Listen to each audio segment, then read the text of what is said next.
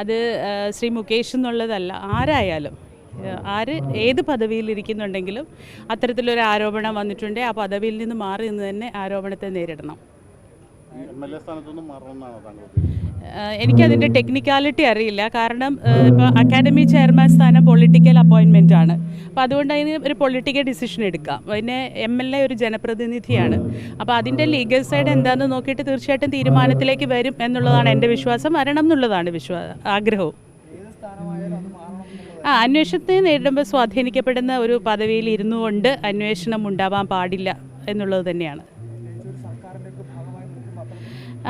ഇത് ഞാൻ പറഞ്ഞില്ലേ, അതിൻ്റെ അകത്തൊരു ടെക്നിക്കാലിറ്റി ഉണ്ടല്ലോ, ലീഗലി ഒരു കാരണം ഒരു ജനപ്രതിനിധി എന്നുള്ള നിലയിൽ നമുക്ക് ഇതിനു മുമ്പുള്ള പല കേസുകളും പലതരത്തിൽ അഴിമതി ഉൾപ്പെടെയുള്ള ആരോപണങ്ങൾ ഉണ്ടാകുമ്പോഴും ചിലപ്പോൾ MLA സ്ഥാനം ബേസ് ആയിട്ടുള്ള മന്ത്രിസ്ഥാനം മാറിയവർ MLA സ്ഥാനം മാറാതിരുന്നിട്ടുണ്ട്. രഞ്ജിത്തിനെതിരെ ജാമ്യമില്ലാ വകുപ്പ് പ്രകാരം കേസെടുത്തിട്ടുണ്ട്. പ്രതീക്ഷ നൽകുന്നതാണോ ഈ നടപടികളൊക്കെ? തീർച്ചയായിട്ടും.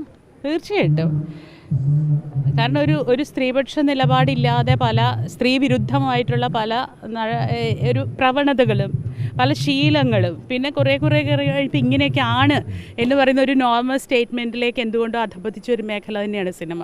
അപ്പോൾ അതിന് ഇനി ഇത്രയും താഴെ പോയെടുത്തുനിന്ന് നമുക്കൊന്ന് കരകയറ്റണമെങ്കിൽ വളരെ വളരെ നിശ്ചയദാർഢ്യത്തോടുള്ള കൂടെയുള്ള നടപടികളിലേക്ക് തന്നെ വരണം.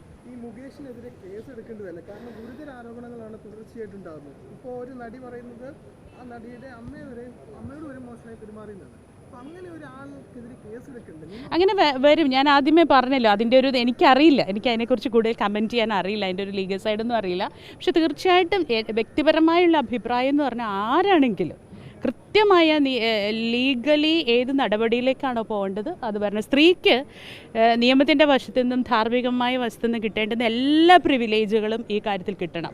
ആണ് സിനിമ പോലെയുള്ള ഒരിടത്തുള്ളൊരു നിസ്സഹായാവസ്ഥയുണ്ട്. രണ്ട് കാര്യത്തിലാണ് സ്ത്രീകൾ സിനിമയിലേക്ക് വരുന്നത്. ഒരു ഉൾവിളിയാണ്, ടാലൻറ്റഡ് ആയിട്ടുള്ള ഒരാളുടെ ഒരു തൃഷ്ണയാണ്, എനിക്കത് ചെയ്യണം എന്ന് പറയുന്ന ഒരു പാഷനാണ്. ആ പാഷനിൽ വരും. മറ്റത് തീർത്തും നിസ്സഹായമായി മറ്റൊരു ജോലിയും ഇല്ലാതിരിക്കുമ്പം അവനവൻ്റെ മെറിറ്റ്സിലുള്ള ആത്മവിശ്വാസത്തിൽ വരുന്ന സൗന്ദര്യവും കഴിവും ഒക്കെയുള്ള ആത്മവിശ്വാസത്തിൽ വരുന്നതാണ്. ഈ രണ്ടിടത്തെയും നിസ്സഹായാവസ്ഥയിൽ ചൂഷണം ചെയ്യുക എന്ന് പറഞ്ഞാൽ അത് ഗുരുതരമായ തെറ്റാണ്. ആ തെറ്റിന് അതിൻ്റേതായ അർത്ഥത്തിലുള്ള നടപടി വേണം.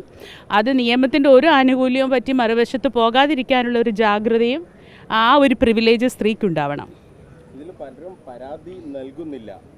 എന്താണ് പരാതി നൽകാതിരിക്കാൻ എന്തെങ്കിലും കാരണങ്ങളുണ്ടോ? തീർച്ചയായിട്ടും പരാതി നൽകണം തന്നെയാണ്. കാരണം പരാതി നൽകുന്നില്ല എന്നുള്ളത് നമ്മളുടെയൊക്കെ എക്സ്പീരിയൻസിൽ നിന്നാണ്.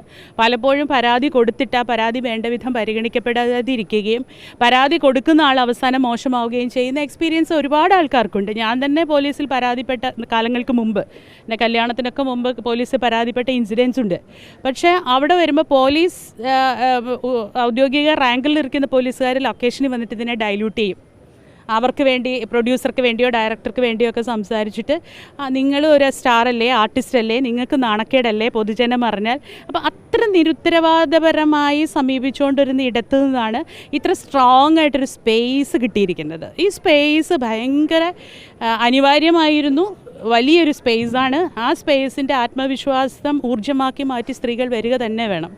അമ്മ സംഘടനയുടെ തലപ്പത്ത് വനിതാ ഭാരവാഹി വേണം എന്നൊരാവശ്യങ്ങൾ ഇപ്പോൾ ശക്തമായി വരുന്നുണ്ട്.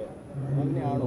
അതൊരു നല്ല തീർച്ചയായിട്ടും അത്രയൊരു ആലോചന എങ്കിലും വരുന്നത് വളരെ വലിയ കാര്യമാണ്. പക്ഷേ ഇന്ത്യൻ പ്രസിഡൻ്റ് ഒരു വനിതയാണ്. എന്താണ് പവർ, എന്താണ് അവരുടെ സാധ്യത എന്നുള്ളതൊരു ചോദ്യം തന്നെയാണ് അല്ലേ. എത്രമാത്രം പ്രസിഡൻ്റാണ്, ഇന്ത്യൻ പ്രസിഡൻ്റാണ്. അങ്ങനെ ഒരു സ്റ്റാമ്പ് പോലെ അമ്മയുടെ ജനറൽ സെക്രട്ടറി സ്ഥാനത്ത് ഒരു സ്ത്രീ വന്നിരിക്കുക എന്നുള്ളത് ആവരുത്. കൃത്യമായും ആ ജനറൽ സെക്രട്ടറിയുടെ പവർ എൻഫോഴ്സ് ചെയ്യാനും അതിനനുസരിച്ച് പ്രവർത്തിക്കാനും പറ്റുന്ന രീതിയിലേക്ക് ഒരു ജനറൽ സെക്രട്ടറി വരണം എന്നുള്ളത് തന്നെയാണ് താല്പര്യം.